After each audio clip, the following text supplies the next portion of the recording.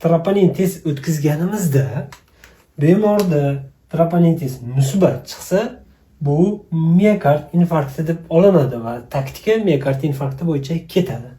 Agar bu manfiy chiqsa, bu nostabil stenokardiya bo'ladi va bemorda nostabil stenokardiya bo'yicha tegishli diagnostika va davolash usullari amalga oshiriladi.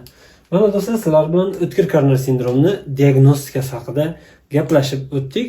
Endi men o'tkir koronar sindromida qisqacha keyingi rivojlanishini, ya'ni transformatsiyasini gapirib beraman. Xo'p, demak,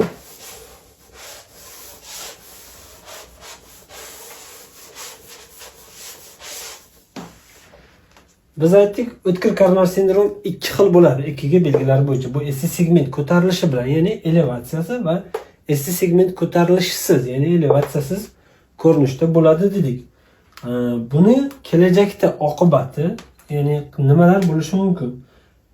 ST segment elevatsiyasi kelajakda eng ko'p ehtimol bilan quv tishli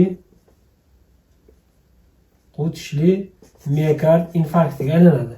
Ko'p ehtimol quv tishli miokard infarktiga aylanadi. Kamdan kam holatlarda, juda kamdan kam holatlarda quv tishsiz miokard infarktiga aylanishi mumkin.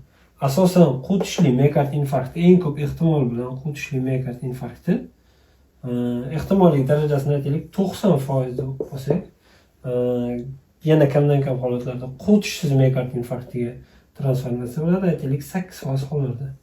Va yana juda kam holatlarda nostabil